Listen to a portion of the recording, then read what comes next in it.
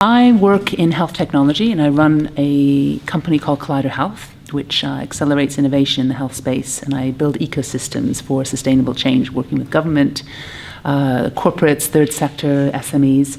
And the reason why I started Collider Science, and it was actually a few years ago, was I have 3 sons, and I could see a growing disconnect between how our kids were being educated and what I could see in the hot end of the world that I was operating in science and technology, with things exploding, developing so quickly, with the pace of change, completely disrupting industries, jobs, and really I could see this ever-increasing need for our young people to see themselves as masters of their own destiny, and the kind of skills that you really need to really cope in this very uncertain, changing world are the ones that you don't necessarily learn in school, and that's about entrepreneurship, creativity, and actually seeing the opportunities of science and technology in a way that perhaps you don't really get in school.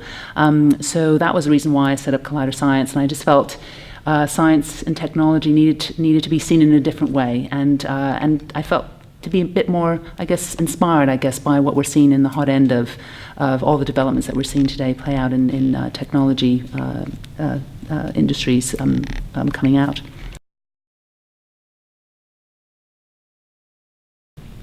Well, so I think the opportunities are significant. We are seeing already there's a growing skills gap in terms of what kids are being taught in schools and actually what employers are actually requiring. So we're seeing, for example, data scientists. Every single company is in desperate need of data scientists. There's a huge shortage of them. There's a huge need for creative thinking and critical problem solving. These are all the skills, especially when you're working in grey areas and when you're actually innovating and actually searching for solutions to new problems. It's about thinking very, very differently. So there's this growing need to, A, develop the hard skills, especially in maths and computer science, but also the soft skills to be able to apply these hard skills in ways that are actually about solving new and emerging problems as we're seeing today.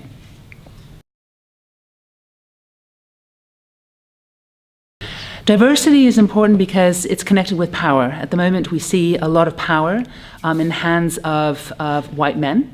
I think in emerging fields like artificial intelligence, we need more women leaders actually making the decisions of what we're seeing having a tremendous impact in society, and ever more so. We need to deal with things that are becoming more and more important in terms of bias. A lot of algorithms, are being trained on data sets which come from very specific segments of society. So we need to make sure that we are making sure that we're training our algorithms and developing our artificial intelligence using data that is more reflective of the world and that we're solving problems for real people. I think we already see in the tech world there's a huge shortage of women in the tech fields. In health technology, about 9% of women are actually running their own businesses, and that needs to increase. And there's also an issue around the investment community, which is dominated by men. So of course they tend to favor businesses developed by male founders. So I think there's at all levels, and I think even looking at the impact of what everyone is seen as a huge threat in job automation, most of that impact, or the majority of that impact, will be hitting women. So I think we have to see and make sure that we make decisions that are actually going to be fair, equitable, and make sure that we're not creating a society of the haves and have-nots any more than we already do. In fact, technology should be used to reduce that gap, not widen it, which is actually the big fear at the moment, which is why diversity is so important.